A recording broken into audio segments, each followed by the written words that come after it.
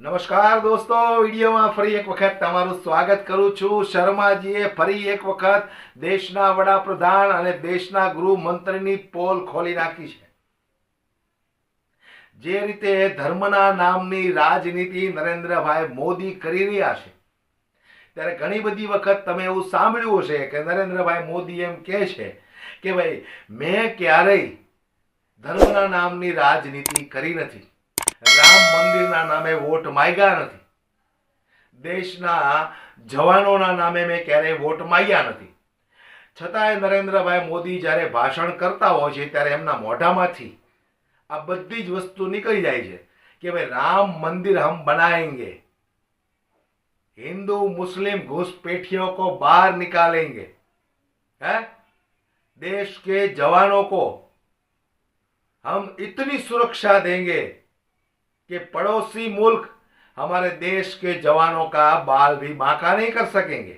आवा घણા બધા ભાષણો તમે સાંભળ્યા હશે નરેન્દ્રભાઈ મોદીના। તો આ બધા જ ભાષણો વોટ લેવા માટેના છે।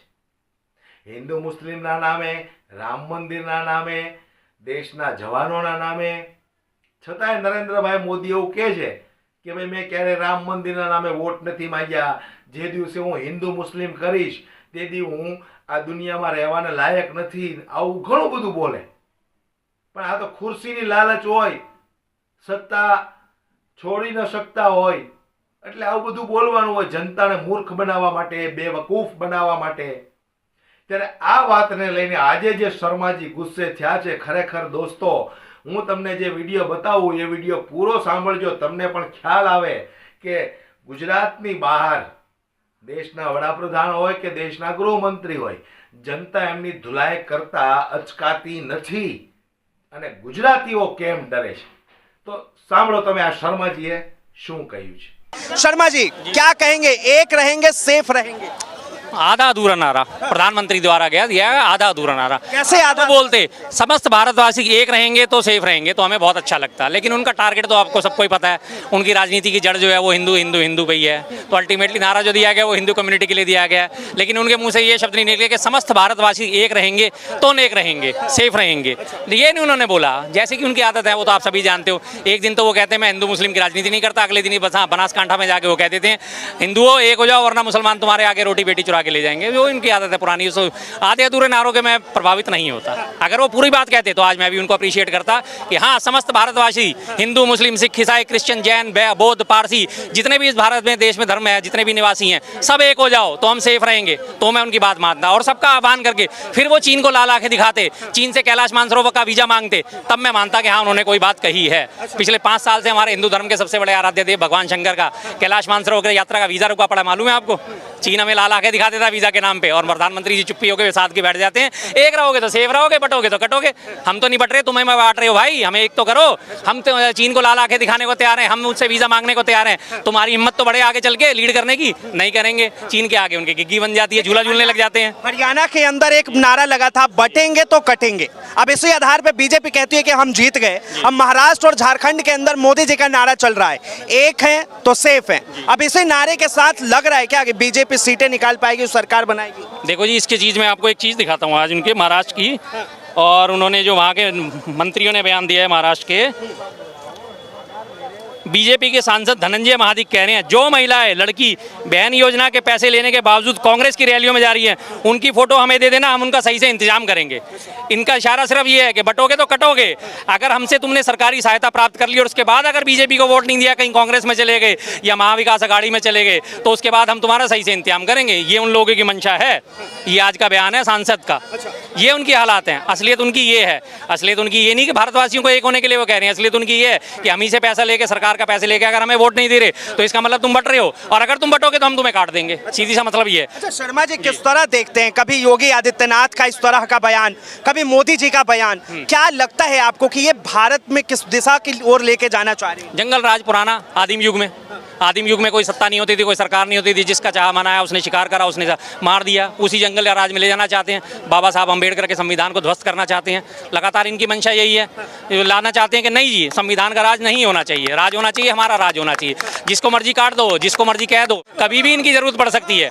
उसके लिए कोई एक खंडन नहीं आता, उनके खिलाफ कोई बयान नहीं आता।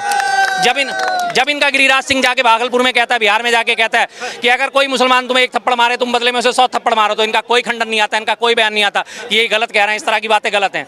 दिल्ली आप राजधानी में देखो, आप दिल्ली में आप ईस्ट विनोद नगर में एक छोटा सा निगम पार्षद है नेगी, वो पूरे अपने क्षेत्र में अलगाव आग लगाता हुआ घूम रहा है। हिंदुओं, अगर तुम हिंदू हो तो ये झंडा लगाओ, अगर तुम हिंदू हो तो ये झंडा लगा के दिखाओ अपनी पहचान के, मैं हिंदू हूं। छोटे छोटे वेंडर्स को, स्ट्रीट वेंडर्स को ठेलियों पे हिंदू बनने के लिए और हिंदू की पहचान दिखाने के लिए अब झंडा लगाना पड़ेगा। ये छोटे छोटे नेताओं की सोच है। तो क्या हमारे लोकतांत्रिक देश में क्या ये चीज जायज है? क्या बाबा साहब अंबेडकर का संविधान ये कहता है? बिल्कुल कहता है, लेकिन अनुच्छेद 25 में साफ कहा गया धार्मिक आजादी सबको है, धार्मिक स्वतंत्रता सबको है, लेकिन धर्म के आधार पर किसी का उत्पीड़न करना वो किसी भी तरह से जायज नहीं है। आप अपने धर्म को जितना मर्जी प्रमोट करो, कोई रोक टोक नहीं है, लेकिन दूसरे के धर्म पे उंगली उठाना वो गलत है, वो संविधान में गलत है, सीधी सी बात है। लेकिन रोज संविधान की धज्जियां उड़ रही हैं। एक रहेंगे सेफ रहेंगे कि होर्डिंग लग रहे हैं, पेपरों में बकायदा जो है खबरें छप रही है, प्रिंट मीडिया पर बीजेपी विज्ञापन दे रही है और कह रही है एक रहेंगे सेफ रहेंगे। तो ये नारा तो कहीं ना कहीं एकता के प्रतीक है ना? नहीं लगता आपको कि एक साथ एक बंधन में सबको बांध के रखने की जरूरत है? 90 और 80 के दशक में आपको याद है दूरदर्शन पे हमेशा एक छोटी सी जिंगल आती थी, हिंद देश के निवासी सभी जन एक हैं, रंग रूप भाषा चाहे अनेक हैं, एक चिड़िया अनेक चिड़िया। तब इस तरह के स्लोगन आते थे। सबसे पहले जोड़ा जाता था हिंद देश के निवासी सभी जन एक हैं, और ये क्या कह रहे हैं? हिंदुओं एक हो जाओ। इस हिंदुओं में भैया अगर 100 करोड़ हिंदू हैं तो 40 करोड़ अदर कंट्री वो भी हैं, कम्युनिटी भी हैं, उनकी जोड़ने की बात आप क्यों नहीं करते? उनको आप कैसे काट के चल रहे हो? अगर अभी भी मैं बार बार कह रहा हूँ, मैं मोदी जी को अप्रिशिएट करूंगा अगर वो ये बात कहते हैं कि हाँ पूरे भारतवासियों एक हो जाओ, समस्त देशवासियों एक हो जाओ, हमें चीन के साथ आज युद्ध लड़ना पड़ सकता है, हमें पाकिस्तान के साथ तो हमेशा हमारी आए बिलाए चलती रहती है। अब पाकिस्तान की बात, हाँ याद आई पाकिस्तान की, आपको याद है अभी जम्मू कश्मीर में चुनाव थे, योगी जी ने वहाँ जाके कितने बड़े बड़े नारे दिए थे, आप बीजेपी की सरकार बना दो, हम पीओके के वापस ले आएंगे। अब बीजेपी की वहाँ पे सरकार नहीं बनी, पीओके भूल गए, कौन सा पीओके, कैसा पीओके, अब इन्हें कोई लेना देना नहीं पीओके से। मतलब आप राजनीतिक तौर पे हर चीज़ का इस्तेमाल करना है, राजनीति पूरी हो गई, उसके बाद तू कौन और मैं कौन, खामा। अभी झारखंड से घुसपैठियों को भगाने की बात तो कर रही है ना बीजेपी, सरकार बनवाइए आप। अब झारखंड की आप अगर नक्शा उठा के देखेंगे तो भारत के बिल्कुल लगभग सेंटर में आके है, उसका कोई भी बॉर्डर इंटरनेशनल बॉर्डर से मैच ही नहीं खाता। इवन देन कई 100 किलोमीटर दूर तक उसका बॉर्डर कहीं से भी मैचिंग नहीं होती। अब अगर बांग्लादेशी घुसपैठी भारत में आ रहे हैं तो बांग्लादेश के रास्ते से और बर्मा और ये इसके अपना आसाम और इसके साथ रास्ते से आ रहे होंगे ना, कहीं से आसाम से, बंगाल से, त्रिपुरा से, जहाँ जहाँ से उसकी बॉर्डर मिलते हैं वहाँ से आ रहे होंगे, कलकत्ता से आ रहे होंगे। रोकने की जिम्मेदारी भाई साहब किसकी? बीएसएफ की। बीएसएफ किसके जिम्मे में? केंद्रीय गृह मंत्रालय के। केंद्रीय गृह मंत्रालय के मंत्री कौन? अमित शाह, जो खुद कह रहे हैं कि घुसपैठी है घुस रहे हैं।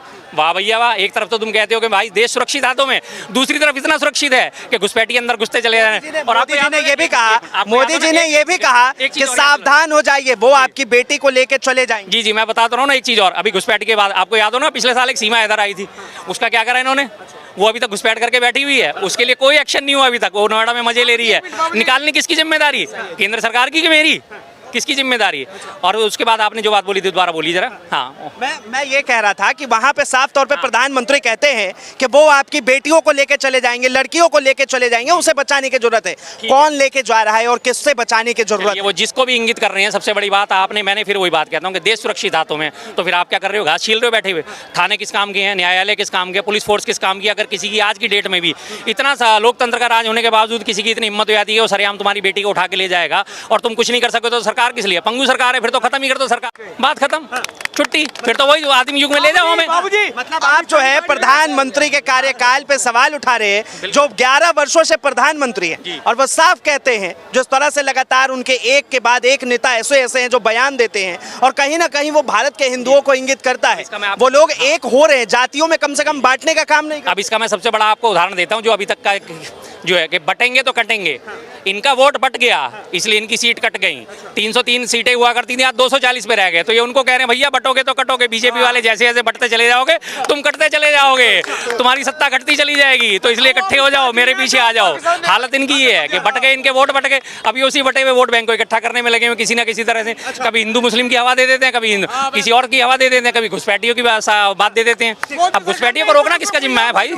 मैं सीधी सी बात, सरकार में हिंदू मुस्लिम, मतलब आप कह रहे हैं कि ये कहीं ना कहीं जो है ये सरकार की जिम्मेदारी है। कहीं ना कहीं नहीं, पूरी तरह सरकार की जिम्मेदारी है साहब। मैं सरकार नहीं हूँ, मुझे सरकार चुनने का अधिकार है, पर मैं सरकार तो नहीं हूँ। मैं आपसे, अगर मेरी कोई गलतफहमी है, आपसे मेरा कोई झगड़ा फसाद है, तो मैं पुलिस के पास ही तो जाऊंगा। क्या मुझे संविधान ये राइट देता कि मैं यहीं से ऑन द स्पॉट आपसे फैसला कर लूँ? नहीं कर सकता ना, पुलिस के पास जाना होगा। पुलिस के न्यायिक सिस्टम है, न्यायालय जो भी आपको सजा दे या मुझे भी सजा दे, हर चीज के लिए सिस्टम सेट है ना। तो सरकार वो है तो हम थोड़ी हैं। घुसपैठी अगर घुस रहे हैं तो निकालना जिम्मेदारी आपकी है कि मेरी जिम्मेदारी है? हमने आपको रिपोर्ट कर लिया, आपने देख लिया कि लगातार 10 सालों से घुसपैठ हो रही है, तो पिछले 10 सालों से घुसपैठ हो रही है, तो सरकार भी तो पिछले 10 सालों से आप ही की है। घुसपैठ होने कैसे दे रहे हो फिर आप? और घुसपैठ का सबसे बड़ा उदाहरण आपको देता हूं। अफगानिस्तान से कुछ शरणार्थी हिंदू यहाँ आए थे, मजनू के टीले पे उनको ठहरा दिया गया, उनके लिए पूरे राजनीतिक तौर पर उनका इस्तेमाल करा गया। ये देखो अफगानी शरणार्थी, हमने नहीं शरण दी।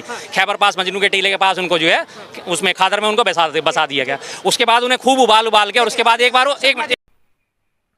तो आ विडियोने વધુમાં વધુ શેર કરી દરેક લોકો સુધી પહોંચાડી દો, દરેક લોકોને ખબર પડે અને વધુમાં વધુ લોકો જાગૃત બને। વિડીયો પસંદ આવ્યો હોય તો લાઈક શેર કરવાનું ભૂલશો નહીં। અને હું ગુજરાતની જનતાને પણ કહું છું, અવાજ ઉઠાવતા શીખો, બોલતા શીખો, લખતા શીખો। આ કશું ન કરી શકતા હોય તો જે લોકો અવાજ ઉઠાવે છે એમને સમર્થન કરો, સપોર્ટ કરતા શીખો। ધન્યવાદ।